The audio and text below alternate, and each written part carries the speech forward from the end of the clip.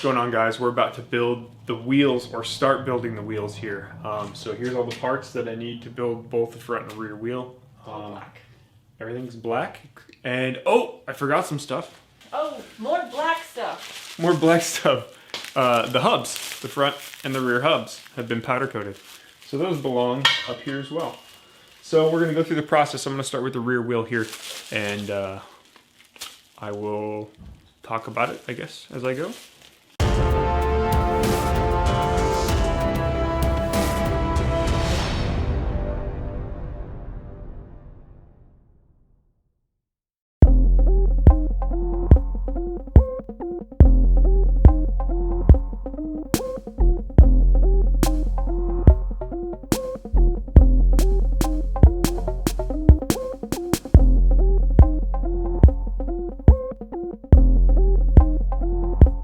The first thing we need to do is install the wheel bearings into here, and a spacer, I believe, question mark. This one has a weird rib in the middle. I'll have to do some research. One bearing at a time. Looks like we got a pair of seals. 3 different bearings. I don't recall there being 3 bearings. Are they different diameters? They are all the same. Oh, one side gets 2 and one side gets 1. Fair enough. Let's do this side first. And we're just gonna grease up the interior here. Grease up the edge of the bearing, which is quite cold.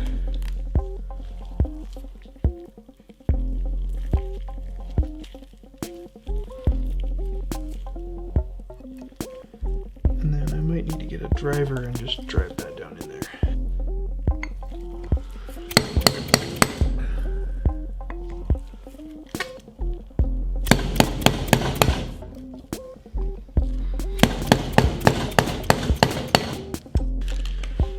Okay, bearing number 1 down. Bearing number 2 just stack right on top of each other.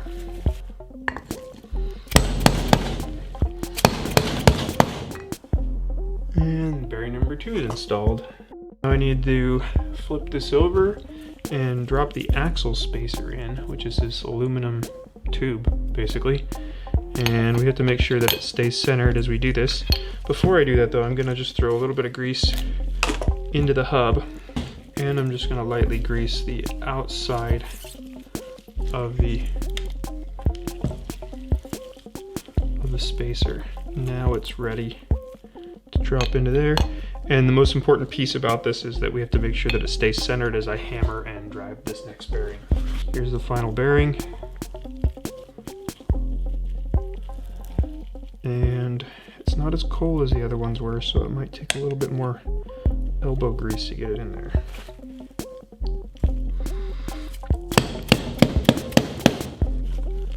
Okay, we're seated up against the axle spacer, which actually is out of alignment slightly. So what I'm gonna do is actually get the axle, or maybe a large diameter metal handle like this, and push the spacer around a little. There we go. It's actually not tight in there yet, so I get away with moving it a little bit. Flip it over, make sure we're in alignment over here. We are indeed. And that's the bearings installation for the rear wheel anyway. Now on to rubber seals.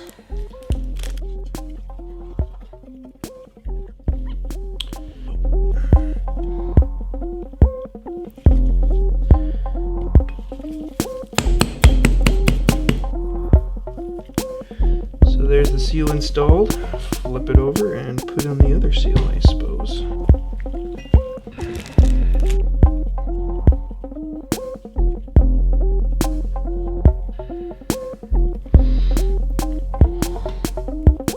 This one's a little tougher, it feels like.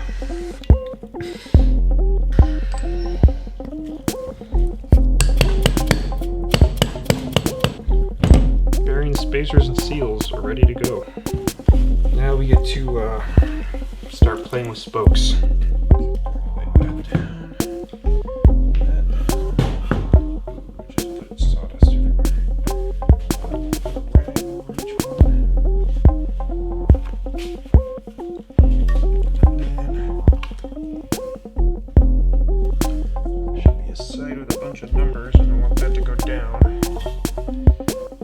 There we go. So that's the idea, is you get almost close to center. I can see that. And now we grab the spokes. So Tusk spoke kit, motorcycle spoke kit should have spokes and nipples in it. And this bike has two different lengths of rear spokes, so we have to separate them all.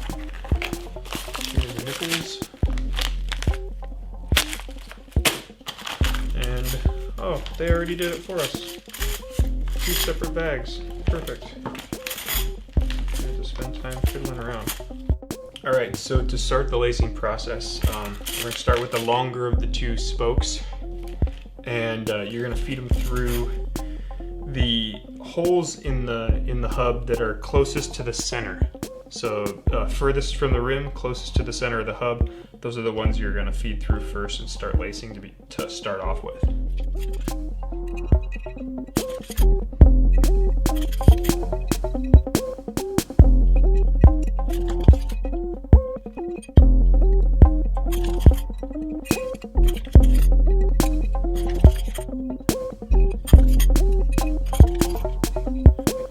Okay, that's it for this side and all of the long ones. Now we're going to use short ones and we're going to lay them on top.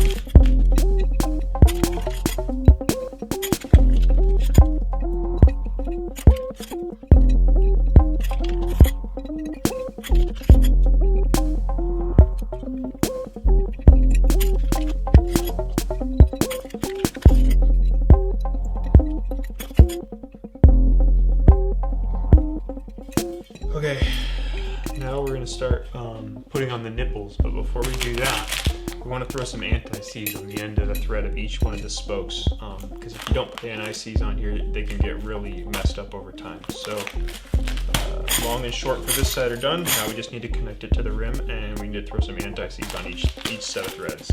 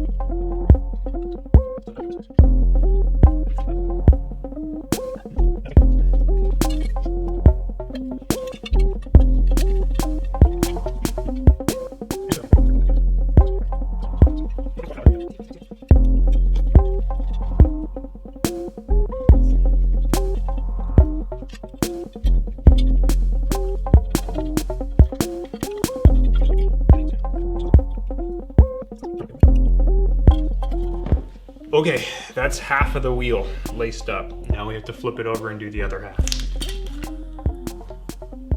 Do you want to do it?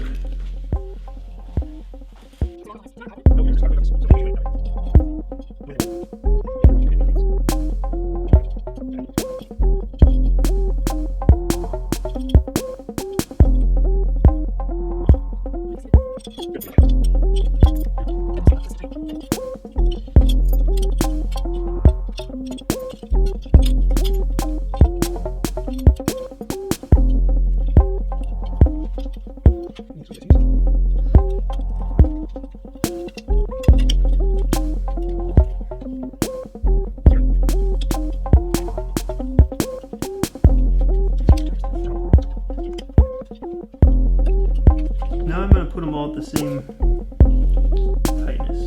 So I'm going to start here and start moving my way around. Tighten them all the same amount, I should say. Which will still be loose, but they will be close to the same as each other.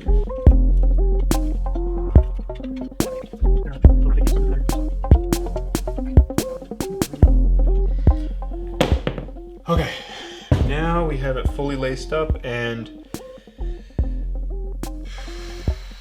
everything's pretty much the same tightness, but what we need to do is start the truing process here. Before we do that, we need to make sure that these are both even on either side. There's actually no spec for this on how far up or down this should be. It just says to make sure it's centered. So we'll go from that.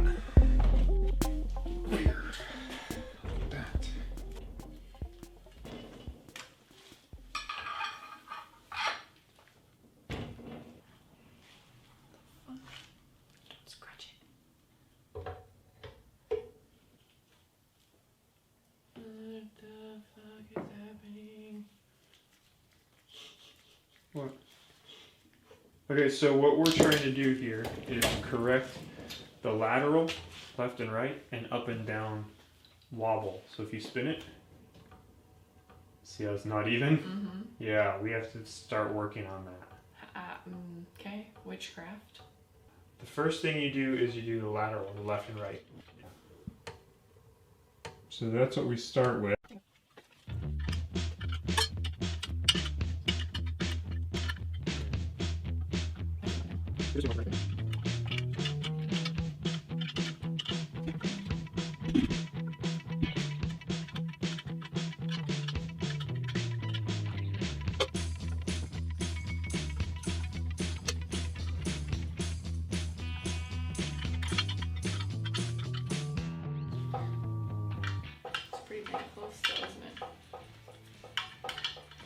Yeah, and it says even in the manual, it says don't try and make it perfect.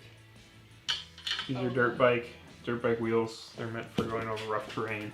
It's not a street bike. You'll never get it perfect. The manufacturing tolerances of these aren't that perfect.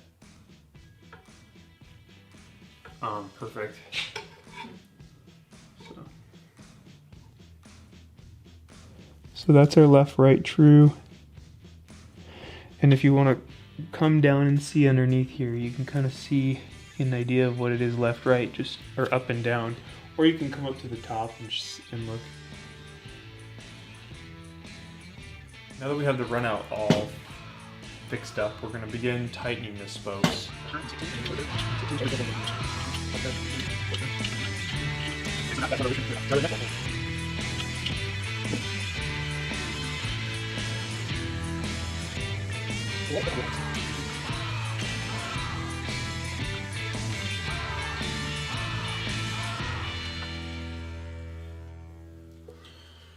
Alright, so that's as far as I can get it without the torque wrench.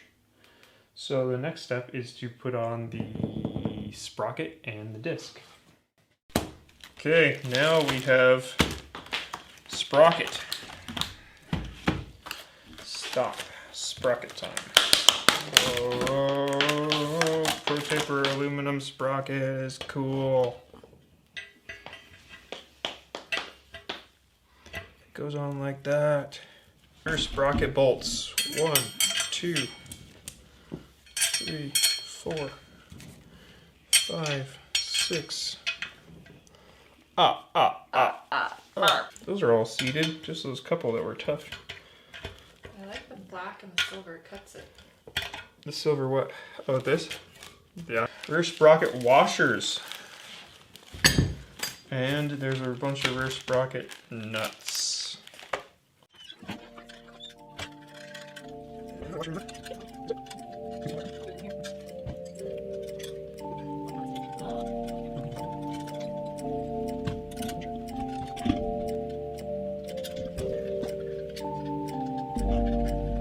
Good job, you have a wheel! A wheel?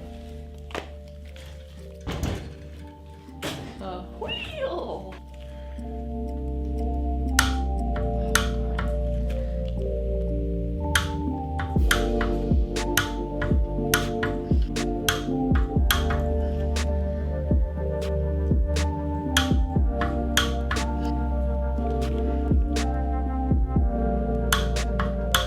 Next is the brake disc on this side here.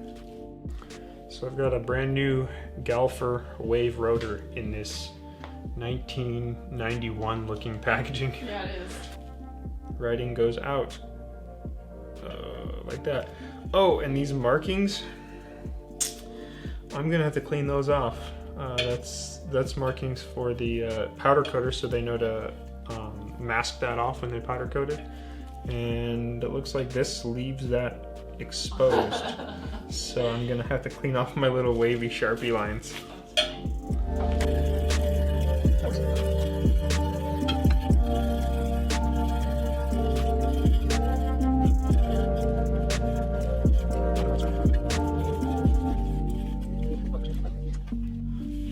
Okay. Now we have a surface that's ready to accept our brand new rotor. Hopefully.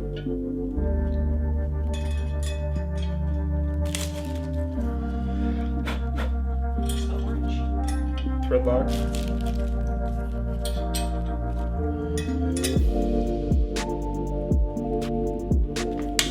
Oh yeah, you hit it. Who would have thought?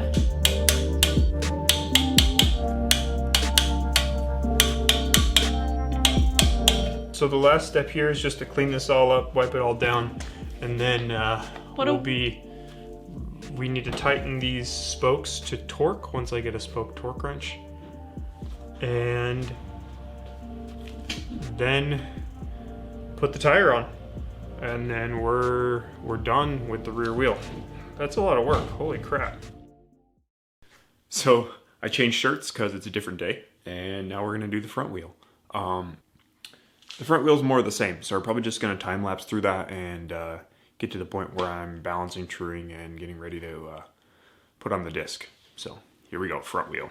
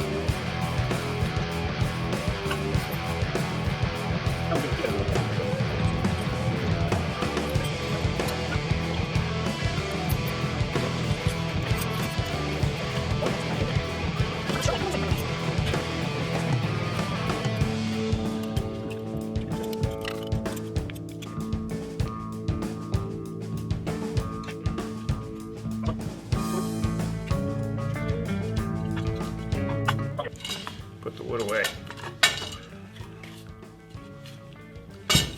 Would you put that away?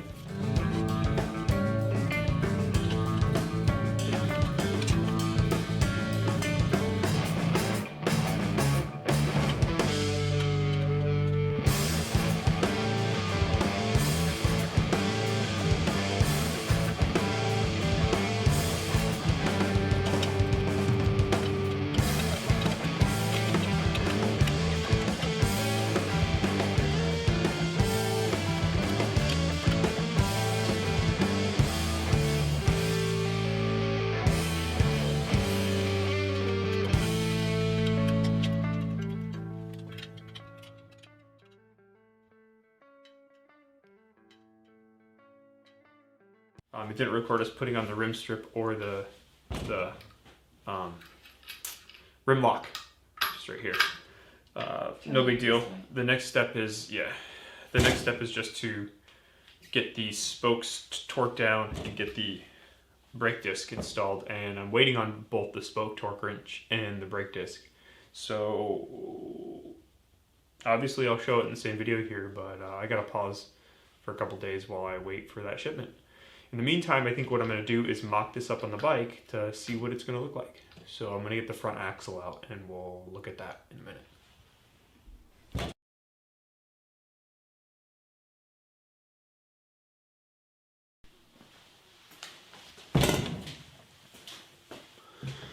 Okay, coolant hose time. You can see here that I have the old radiator hoses, the old coolant hoses all numbered. And they don't actually make a pre-made kit for my bike. So what I had to do was go to my local auto parts store and buy a bunch of assorted coolant hoses. And I'm going to try to sort of piece together a kit. So for example, this one here, I'm going to be replacing by this one and cutting to the right length. You can see they're both labeled the same number. This S-curve, I've got to piece this one together from an S-curve from a longer pipe here. So I'm gonna cut this down and get this all set up. And hopefully, if everything goes correct or works correctly, I'll be able to piece together a set of hoses that match the original ones out of these sorted automotive hoses that I picked up at my local shop.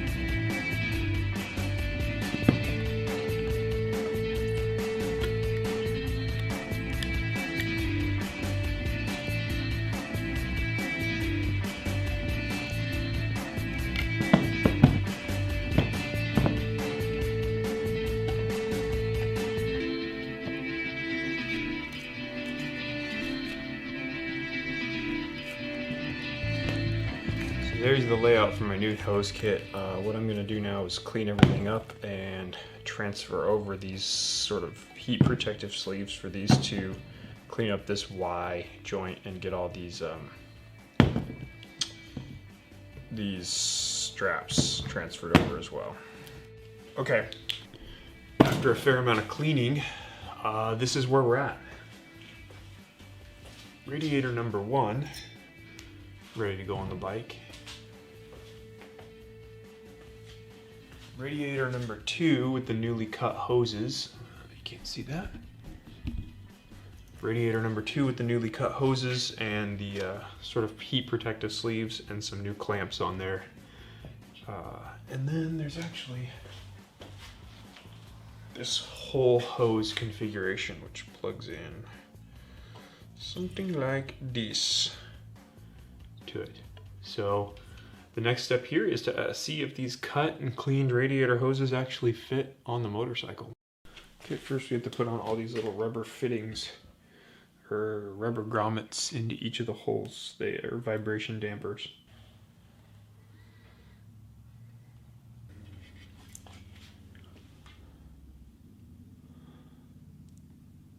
One of 6.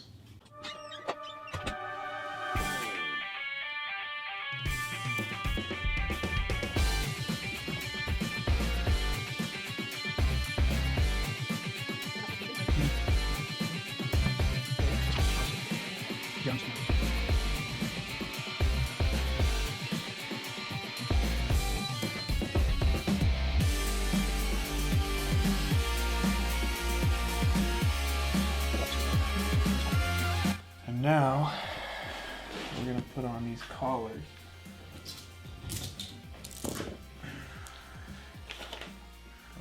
Collar here and a collar down here, but on the opposite side. Right on the back of this one, like that. Yeah, it definitely calls for a collar on the other side. That's weird. And then this radiator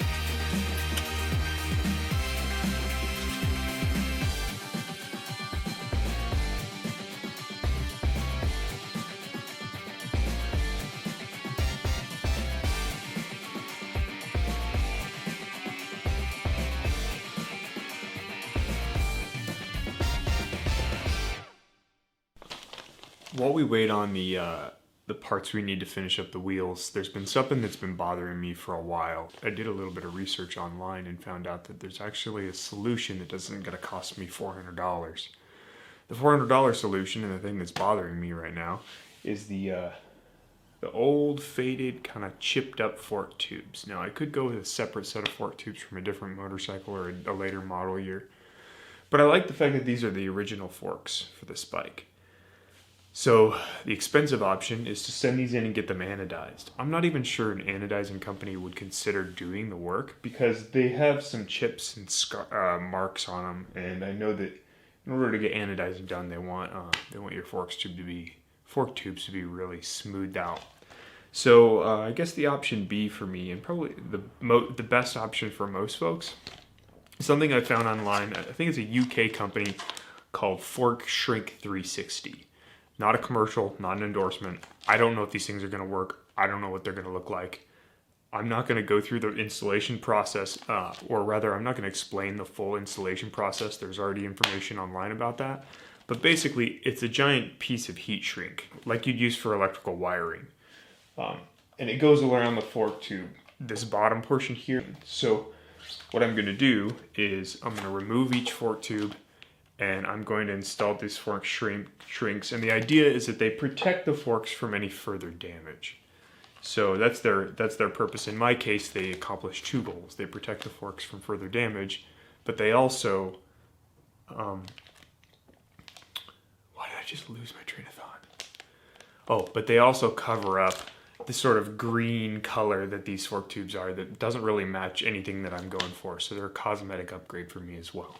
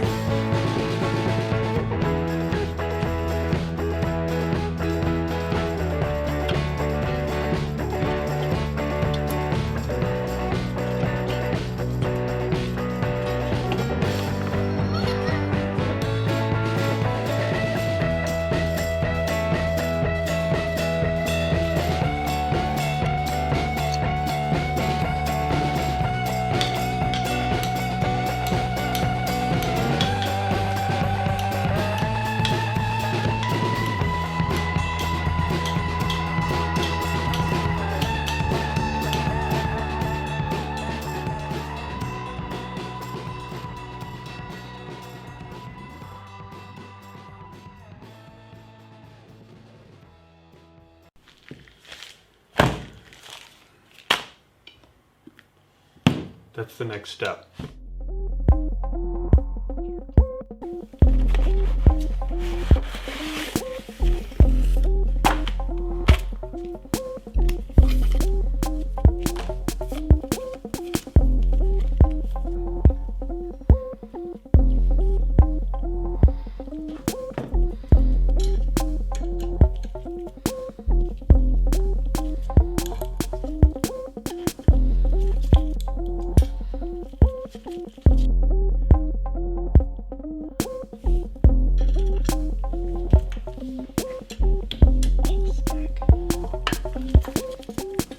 Hey guys, I just want to drop in final note on this video. This is going to be the last part where we're putting on the front disc here.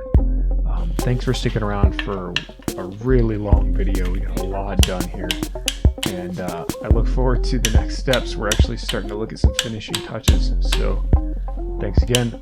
As always, appreciate you watching, and I'll see you guys in the next one. Bye. Well, that's done.